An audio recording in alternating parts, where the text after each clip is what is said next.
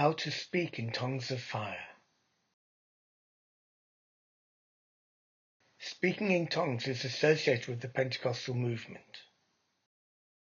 Shalama Yamaha, Kawasaki Honda. And making apparent nonsense sounds is taken to be the language, tongue, of angels. St. Paul mentions the tongues of men and of angels, which is then taken to imply a non-human language. And the apocryphal Testament of Job, written about the time of St. Paul, does mention the dialects of those on high, the dialect of angels, the dialect of principalities, the dialect of cherubim. However, according to Jewish tradition, there are 70 angels around God's throne. And there are 70 lamps, 10 lampstands with 7 lamps each, in the main temple area. And since the angels are likened to a flame of fire, then the 70 angels actually symbolize these 70 lamps.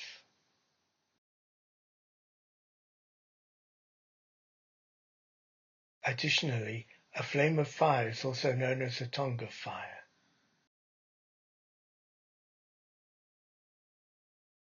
So the supernatural angelic tongue is merely the flickering of the flames of the 70 lamps.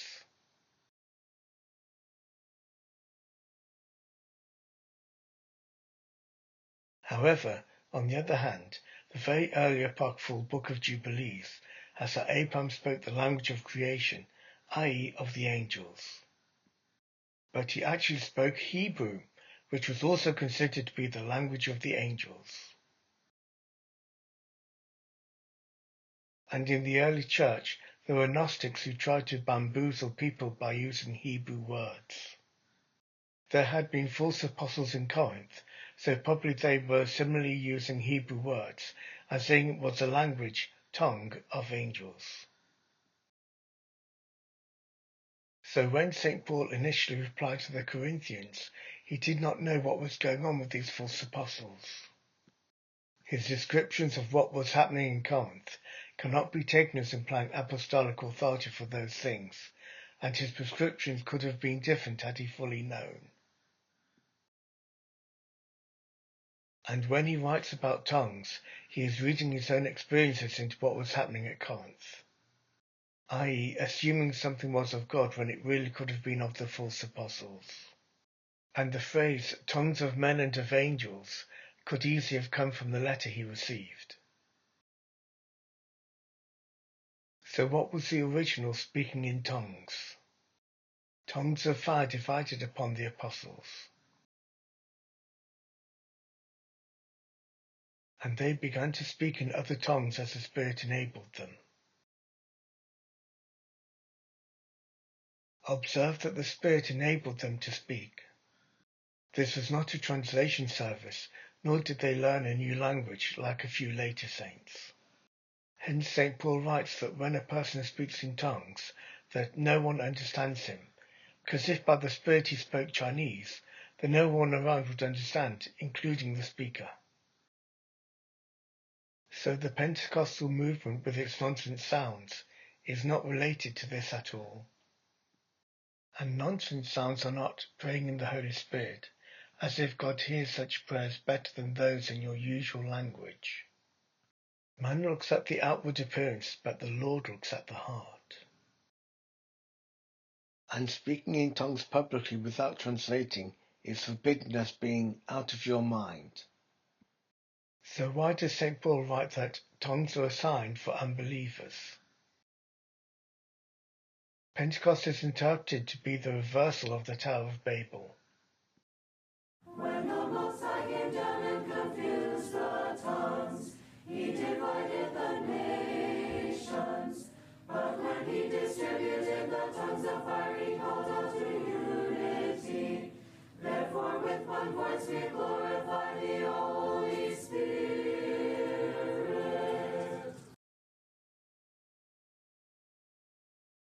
After the flood there were 70 nations. Jewish tradition says there were also 70 languages. The word tongue can refer to a flame of fire. There were 70 lamps in the main temple area. So these 70 languages, tongues, symbolize the 70 lamps.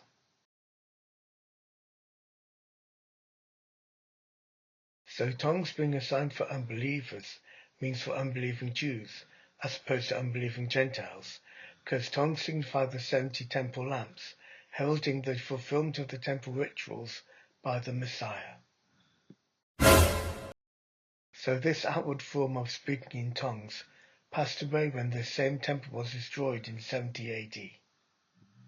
But the inner form of speaking in tongues has never passed away. We are told that tongues of fire came upon the apostles. Yet Orthodox saints, who have the same experience as Pentecost, clarify that the fire enters within.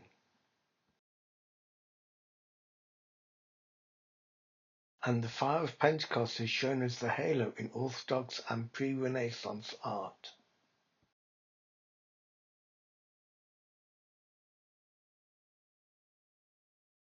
So again, because the flame of fire is also known as the tongue of fire, then burning with the fire of the divine glory can be called speaking with tongues of fire. Further, this divine burning as speaking is illustrated in the story of an ancient French monk. While praying, a bright flame came from his mouth, reaching up to heaven.